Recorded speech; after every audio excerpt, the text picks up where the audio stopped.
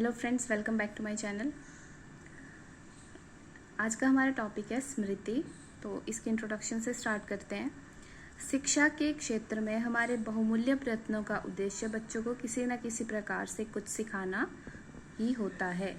कि जो हमारी शिक्षा है उसका मेन उद्देश्य क्या होता है कि बच्चों को हम किसी न किसी तरह से कोई ना कोई चीज़ सिखाना ही चाहते हैं। और सीखना ही शिक्षा नहीं है कि अगर हमने कोई चीज़ सीख ली उसी को हम केवल शिक्षा नहीं कह सकते हैं, क्योंकि अगर वो सीखी हुई चीज़ अनुक्रिया की पुनरावृत्ति ना हो तो हमारा जीवन निरर्थक है। कि जो चीज़ हमने सीखी हुई है अगर उसका हम प्रयोग कहीं नहीं करेंगे तो उस चीज़ को सीखने का कोई महत्व नहीं होता। ठीक है। अधिगम तभी सार्थक होता है जब सीखा हुआ ज्ञान तथा पूर्वानुभवों को इस प्रकार सुरक्षित रखा जाए कि आवश्यकता अनुसार उपयोग किया जा सके। राइट। कि जो लर्निंग है उसको हम तभी मीनिंगफुल मान सकते हैं कि जो हमने सीखा हुआ है वो ज्ञान और जो हमारा पास्ट एक्सपीरियंस है उनके आधार पर हम आवश्यकता के अनुसार उनको प्रयोग करें किसी भी सिचुएशन में जहाँ पे वो नीडेड है। ठीक है। तो जो साइकोलॉजी है उसके अंदर धारण करने व पुनः प्रस्तुत करने की यह योग्यता स्मृति या मेमोरी के नाम से जानी जाती है। ठीक है। कि जो चीज़ हमारे माइंड में घर कर लेती है और उसको हम बार बार से प्रेजेंट कर सकते हैं कहीं पे, दैट इज मेमोरी। ठीक है। तो वुडवर्थ के अनुसार जो बात पहले सीखी जा चुकी है उसको याद रखना ही स्मृति है। ठीक है। जैसे कि आपने सपोज कीजिए कार चलाना सीखा हुआ है तो वो चीज़ आप सीख चुके हो तो that is in your memory. या फिर आपने कोई गेम खेली है, भले ही आपने वो खेलना छोड़ दिया लेकिन आपने अगर खेली हुई है तो आपने उसको सीखा है तो वो आपके माइंड में घर कर चुकी है, तो दैट इज स्मृति। अब नेक्स्ट आता है हमारे पास कि द प्रोसेस ऑफ मेमोराइजेशन। जो इसकी प्रक्रिया है स्मृति की वो क्या होती है। मानव मस्तिष्क की अपनी एक खास बात है कि सभी अनुभव व अधिगम क्रियाएं अपने पीछे स्मृति या बिंब या चिन्ह छोड़ जाती है। ठीक है। मेमोरी इमेजेस ऑफ ट्रेसेस जिन्हें एनग्राम्स के रूप में रखा जाता है, जिसे धारण या रिटेंशन कहते हैं। ठीक है। कि जितने भी हमारे एक्सपीरियंसेस होते हैं और जो चीज़ हमने सीखी होती है, अधिगम किया होता है, उन सब को हमारा माइंड जो है एक तरह से किसी साइन के रूप में अपने माइंड में स्टोर कर लेता है, जिनको हम एनग्राम्स कहते हैं। ठीक है। और इस पूरी प्रोसेस को रिटेंशन कहते हैं। ठीक है। तो जो स्मृति है इसकी प्रोसेस में सबसे फर्स्ट जो आपके पास ये आता था, इसका अवस्था आती थी, स्टेज आती थी, दैट इज लर्निंग। ठीक है। सबसे पहले लर्निंग प्रोसेस होती है स्मृति में, देन फिर स्टेज ऑफ रिटेंशन कि इसको धारण करने की जो प्रोसेस है वो, तीसरी अवस्था होती है रिकॉग्नाइजेशन की, अभिज्ञान की, और चौथी होती है पुनः स्मरण, रिकॉल की। ठीक है। ये चार हमारे पास स्टेजेस आती थी इसकी, लेकिन अब आजकल जो ये चार स्टेजेस हैं इनको 3 में ही कन्वर्ट कर दिया गया है और जो इनके नाम हैं वो इस तरह से हैं। फर्स्ट इज कूट संकेतन, मीनिंग है इसका एनकोडिंग, भंडारण स्टोरेज। ठीक है। पुनरुद्धार रिट्रीवल। तो फर्स्ट हमारा आता है एनकोडिंग। एनकोडिंग होता है जिसके द्वारा बाह्य वातावरण से संबंधित जिस बात को हम स्मरण रखना चाहते हैं उसे हम ऐसे कोड में परिवर्तित कर लेते हैं जिससे वे स्टोरेज करने में के योग्य बन जाएं तथा जिन्हें ज़रूरत पड़ने पर स्मरण किया जा सके। ठीक है। एनकोडिंग का मतलब कि जो बाहर जो आउटर सराउंडिंग है हमारा उससे रिलेटेड कोई बात ऐसी जिसको हम याद रखना चाहते हैं तो उसको हम अपने माइंड में कुछ इस तरह से सेव कर लेते हैं कि जो जब हमें उसकी ज़रूरत पड़ेगी तो उसको हम याद करके प्रयोग कर सके, दैट इज एनकोडिंग। ठीक है। कि कोई चीज़ है उसको हम एज इट इज़ अपने माइंड में नहीं रख सकते हैं। ठीक है। तो उसको हम किसी विशेष प्रकार के कोड के द्वारा अपने माइंड में स्टोर करते हैं। ठीक है। नेक्स्ट है स्टोरेज। जो कुछ स्मृति चिन्हों द्वारा मस्तिष्क में होता है उसे ज़्यादा से ज़्यादा समय तक अच्छी प्रकार मस्तिष्क में धारण रखा जाए, यही एक अच्छे भंडारण की विशेषता है। भंडारण यानी स्टोरेज, कि जो भी हमारे पास स्मृति चिन्ह होते हैं जो हमारे दिमाग में होते हैं उन्हें ज़्यादा से ज़्यादा एक लॉन्ग टाइम तक अपने माइंड में रिटेन करना ही स्टोरेज की विशेषता होती है। ठीक है। नेक्स्ट है रिट्रीवल। एनकोड की भंडारित सूचनाओं या सामग्रियों को अपने मूल रूप में प्रस्तुत करने से है। कि ये जो रिट्रीवल है इसमें क्या होता है, जो फर्स्ट स्टेज हमारी एनकोडिंग थी उसमें जो हमने स्टोर की हुई जितनी भी इंफॉर्मेशन या स्टोरेज की गई जितनी भी चीज़ें थी उनको उनके बेसिक रूप में प्रस्तुत करने से है। और जो तीसरी और चौथी स्टेज हमने पीछे पढ़ी थी पहचानना और रिकॉल की, उनका संबंध रिट्रीवल से ही है। ये रिट्रीवल वाली स्टेज है, इसमें रिकॉग्नाइजेशन एंड रिकॉल ये दोनों इसी में आ जाते हैं। ठीक है, अब आता है आपके पास स्मृति के प्रकार, टाइप्स ऑफ मेमोरी। ये 3 प्रकार की होती है, तात्कालिक, अल्पकालिक और दीर्घकालिक। तो जो तात्कालिक होती है इसको इमीडिएट मेमोरी भी बोलते हैं, अल्पकालिक को शॉर्ट टर्म मेमोरी बोलते हैं और दीर्घकालिक को लॉन्ग टर्म मेमोरी भी बोलते हैं। इसको STM और इसको LTM शॉर्ट में भी बोलते हैं। ठीक है, तो जो तात्कालिक मेमोरी है उसको हम ऐसे इस प्रकार की स्मृति में क्या होता है, इसका जो ड्यूरेशन होता है, इसका कार्यकाल होता है वो प्राय कुछ सेकंड्स का या सेकंड से भी कम का होता है, कुछ यूनिट्स का होता है ये।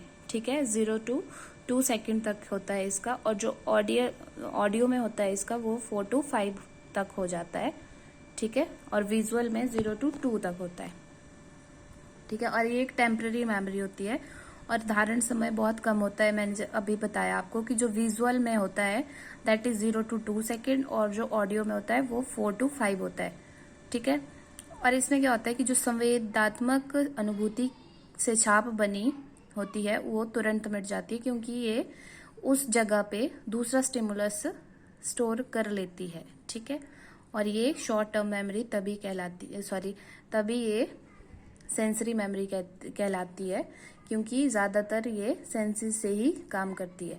और जो हमारे पास स्टिमुलस होता है उसकी अनुभूति से संबंधित जो चित्र हमारे दिमाग में स्मृति चिन्हों के रूप में उभरते हैं वे प्रायः एक मतलब कि पानी का बुलबुला होता है उस प्रकार के होते हैं। ठीक है, जो एकदम से हमारे माइंड में आते हैं और एकदम से वॉश आउट हो जाते हैं। ठीक है, संवेदी जो ये सेंसरी मेमोरी होती है हमारे पास, इसका जो स्पैन होता है अल्पकालिक मेमोरी से कुछ ज़्यादा ही देखने को मिलता है। ठीक है, जो लगभग आधा सेकंड, तथा इस स्मृति में कोई व्यक्ति 11 से 16 यूनिट्स या फिर उससे अधिक को भी अपने स्मृति पटल पर धारण करके रख सकता है।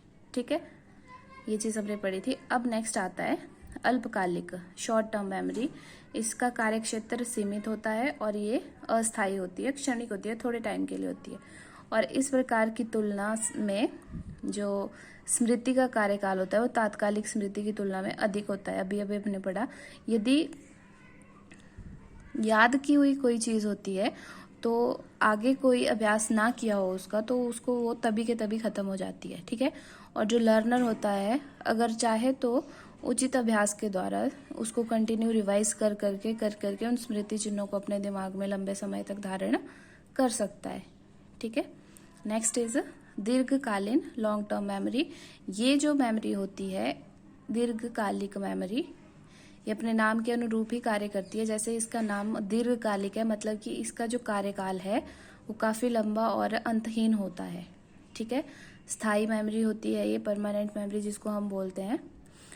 इसके साथ साथ इस स्मृति में संग्रहित करने की क्षमता भी दोनों मेमोरीज के कंपैरिजन में ज़्यादा होती है और इसमें जो चीज़ें भी स्टोर होती हैं वो ऑलमोस्ट अमिट और अमर रहती हैं। इनको बार बार हम रिकॉल करते रहते हैं, रिहर्सल करते रहते हैं, तो इसके कारण क्या होता है ये हमारे माइंड में ज़्यादा टाइम तक स्टोर रहती है।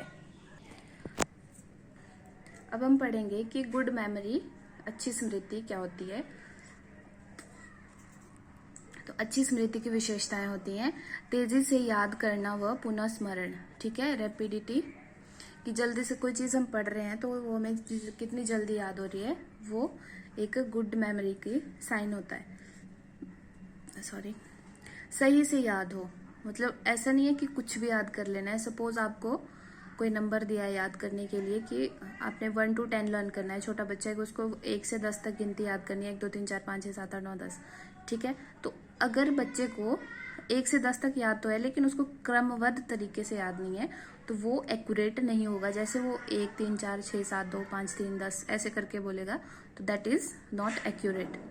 ज्यादा मात्रा में याद रखना, मैक्सिमम रिटेंशन, कि अगर एक बच्चा है जो 10 मिनट में कोई चैप्टर लर्न कर रहा है, ठीक है, और दूसरा बच्चा है वो सेम चैप्टर को 15 मिनट में याद कर रहा है, ठीक है, या एक बच्चा 10 मिनट में 2 चैप्टर याद कर रहा है और दूसरा बच्चा 10 मिनट में एक ही चैप्टर याद कर रहा है, तो जो पहला बच्चा है उसकी जो रिटेंशन पावर है वो ज़्यादा है, क्योंकि वो कम टाइम में ज़्यादा चैप्टर याद कर रहा है लंबे समय तक, कि कितने समय तक वो हमारे दिमाग में वो चीज़ रहेगी, और जब ज़रूरत हो तभी अकॉर्डिंग टू नीड हम उसको अपने दिमाग में से यूज़ कर सकें, जो मेमोरी हमारे दिमाग में है। और लास्ट है जो भूलना हो उसे भूल सकें, यानी सेलेक्टिव फॉरगेटिंग। ये क्वेश्चन भी आता है कि जो सेलेक्टिव फॉरगेटिंग है वो मेमोरी का पार्ट है या नहीं है, तो दैट इज़ ट्रू कि जो सेलेक्टिव फॉरगेटिंग है that is part of memory, ठीक है, कि जो भूलना है, क्योंकि इतनी सारी दिमाग में यादें होती हैं, कोई चीज़ें होती हैं जो हमारे लिए यूज़फुल नहीं होती हैं, तो उनको हम डिलीट कर सकते हैं, उनको भूल सकते हैं, ठीक है, तो उनको भूलना ही बेटर होता है, क्योंकि वो हमारे किसी यूज़ की नहीं होती हैं। दैट मीन्स कि जो सेलेक्टिव फॉरगेटिंग है वो भी बहुत ज़रूरी होता है हमारी मेमोरी को रिटेन करने के लिए और उसको गुड मेमोरी बनाने के लिए। नेक्स्ट कुछ पॉइंट है, हु इज़ बेटर, ठीक है, कि रिटेंशन के मामले में कौन अच्छा होता है। ये बालक और एक एडल्ट के बीच की बात है। दैट इज बालकों में धारण करने की क्षमता ज़्यादा होती है एज कम्पेयर टू अडल्ट्स, और 25 के बाद यह कम होती चली जाती है, यानी 25 साल तक ये रिटेंशन पावर ज़्यादा होती है, लेकिन उसके बाद ये कम होना शुरू हो जाती है, राइट। नेक्स्ट है इमीडिएट रिकॉल, ये बड़ों में ज़्यादा होती है, और जो एब्स्ट्रैक्ट थिंकिंग है उसका पार्ट भी बड़ों में ज़्यादा देखा जाता है, ठीक है। जो रोट लर्निंग होती है वो बच्चों में ज़्यादा होती है, कि जो रट्टाफिकेशन होती है that is more in children age compare to adult, right. और जो बच्चे होते हैं उनमें कॉन्क्रीट मेमोरी ज़्यादा होती है, कि जो उनके सामने चीज़ें हैं उनको वो ज़्यादा अच्छे से याद रख सकते हैं, तभी हम TLM का यूज़ करते हैं बच्चों को कोई भी चीज़ पढ़ाने के लिए, right. Next is multi store model या एटकिंसन्स स्टेज, ठीक है, इसको समझना ज़रा अच्छे से, ये बहुत सिंपल सा है और इंटरेस्टिंग भी है। तो इसमें क्या होता है कि स्टिमुलस, एक सपोज कीजिए एक स्टिमुलस है, उस स्टिमुलस को स्टिमुलस कहाँ पे अटैक करेगा, सेंसरी मेमोरी में या सेंसरी रजिस्टर में, यहाँ पे वो आएगा। फिर अगर उसको अटेंशन मिलती है, सेलेक्टिव अटेंशन मिलती है, तो वो STM में चला जाएगा, अदरवाइज उसको अगर अटेंशन नहीं मिलेगी तो वो रिमूव हो जाएगा, ठीक है, वो हमारे दिमाग से निकल जाएगा। इसका बेस्ट एग्जांपल आप देख सकते हो, आप कहीं ट्रैवल कर रहे हो तो जैसे आपकी नज़रों के सामने से कोई गाड़ी निकल जाती है तो आप विद इन सेकेंड्स उसको भूल जाते हो, ठीक है। ये हमने पीछे पढ़ा था कि जो सेंसरी मेमोरी है उसका टाइम स्पैन बहुत कम होता है, 0 to 2 सेकेंड का होता है, और जो चीज़ हमने उसको जैसे देखी है वो एज इट इज़ ही हमारे माइंड में होती है, ठीक है। नेक्स्ट है 11 to 16 यूनिट, ये इसकी यूनिट्स होती हैं, और इसके 2 टाइप्स होते हैं, आइकॉनिक और इकोइक, ठीक है। आइकॉनिक में इमेजेस आती हैं और इकोइक में साउंड आती है, राइट। अब अगर तो अटेंशन मिल रही है तो वो STM में चला जाएगा स्टिमुलस, ठीक है, और STM में जाने के बाद क्या होगा, ये एनकोडिंग स्टार्ट कर देगा, ठीक है।